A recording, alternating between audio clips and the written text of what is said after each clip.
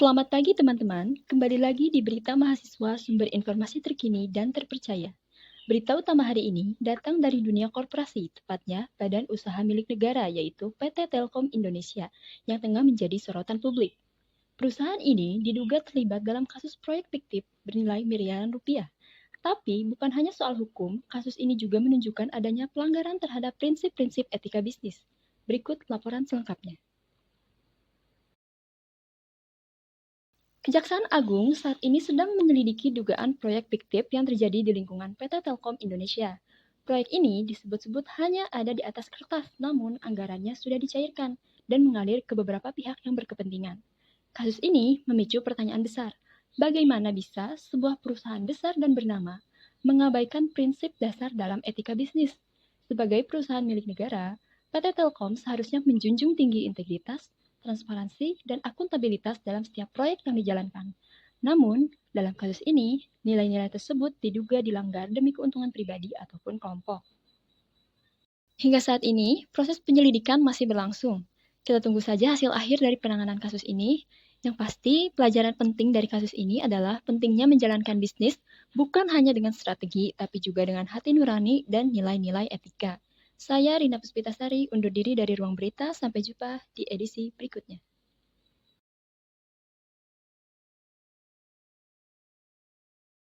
Berdasarkan cuplikan berita sebelumnya, berikut ini analisis studi kasus proyek fiktif PT Telkom Indonesia yang dilakukan oleh kelompok 11. Assalamualaikum warahmatullahi wabarakatuh. Pertama-tama yang saya hormati Bapak Nandang SEMM selaku dosen mata kuliah Etika Bisnis. Di sini saya dan kelompok 11 ingin memaparkan materi terkait pelanggaran etika bisnis pada PT Telkom Indonesia, yaitu kasus proyek fiktif PT Telkom Indonesia. Sebelum ke pemaparan materi, izinkan saya memperkenalkan kelompok 11 terlebih dahulu. Yang pertama ada saya sendiri yaitu Dian Japinka sebagai moderator. Yang kedua ada Ira Widyaningsi. Yang ketiga ada Rina Puspitasari. Di sini ada latar belakang. Dalam dunia bisnis, etika seharusnya menjadi pedoman utama setiap pengambilan keputusan, baik secara individu maupun organisasi. Sayangnya, realita di lapangan sering menunjukkan hal yang berbeda. Banyak perusahaan yang tergoda untuk mengejar keuntungan jangka pendek tanpa memperhatikan nilai-nilai etis yang seharusnya dijunjung tinggi. Hal ini berdampak luas, mulai dari kerugian finansial, rusaknya reputasi, hingga hilangnya kepercayaan publik. Salah satu contoh nyata adalah kasus proyek fiktif yang terjadi di PT Telkom Indonesia. Meskipun kejadiannya berlangsung pada tahun 2016 sampai 2018, kasus ini baru terbongkar beberapa tahun kemudian dan kini sedang ditangani oleh Kejaksaan Tinggi DKI Jakarta. Nilai kerugian negara yang ditimbulkan mencapai 400 miliar rupiah.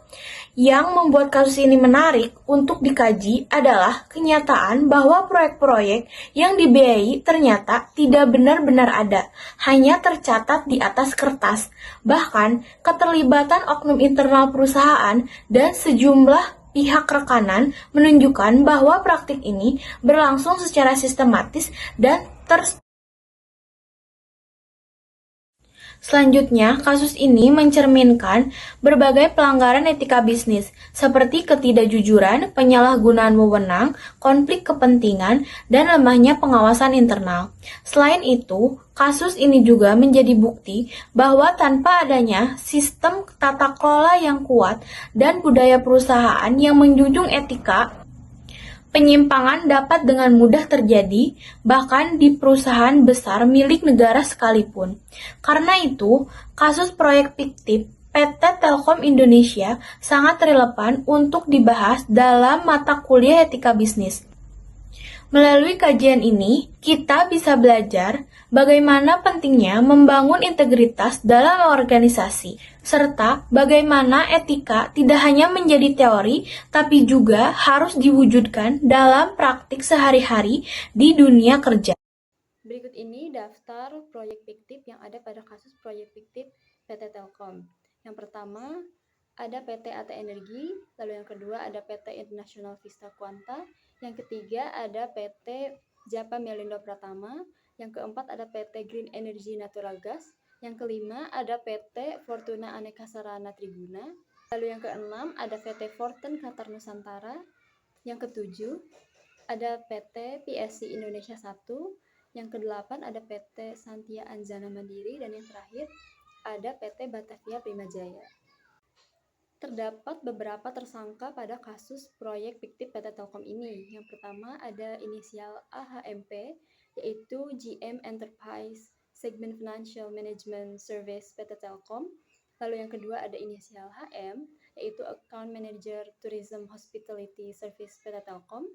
Yang ketiga ada inisial AH, yaitu Executive Account Manager PT Informedia Nusantara. Yang keempat ada inisial NH, yaitu Direktur Utama PT Ata Energi. Yang kelima ada inisial DT, yaitu Direktur Utama PT International Vista Quanta.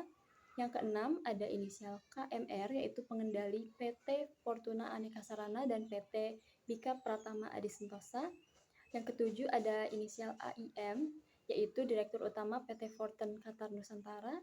Yang kedelapan ada inisial DP, yaitu Direktur Keuangan dan Administrasi PT Santia Anjana Mandiri. Yang kesembilan ada inisial RI, yaitu Direktur Utama PT Batavia Primajaya.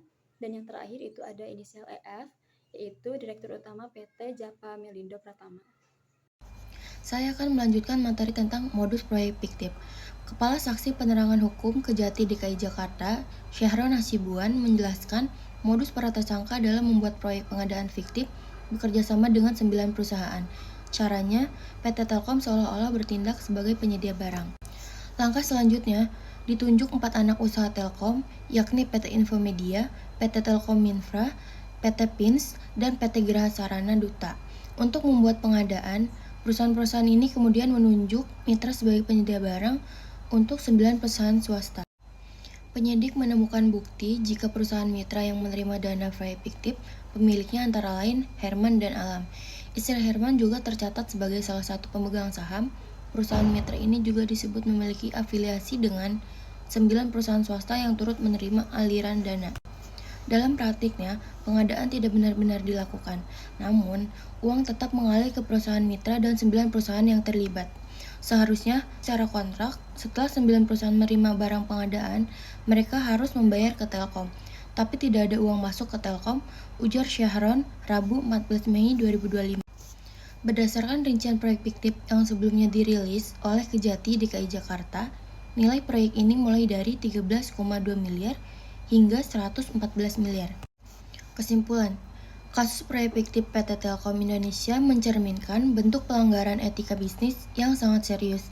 Dalam kasus ini, sejumlah pejabat Telkom dan anak perusahaannya bersama 9 perusahaan swasta diduga membuat proyek pengadaan yang tidak pernah direalisasikan, namun tetap mencarikan dana dalam jumlah besar.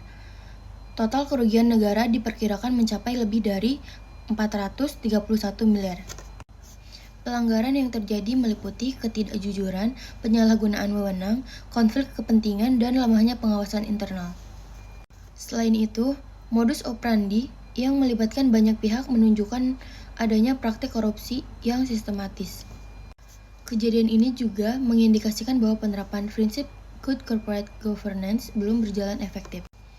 Kasus ini mengingatkan kita bahwa etika bisnis bukan hanya teori, tetapi sesuatu yang harus menjadi bagian dari budaya organisasi sehari-hari.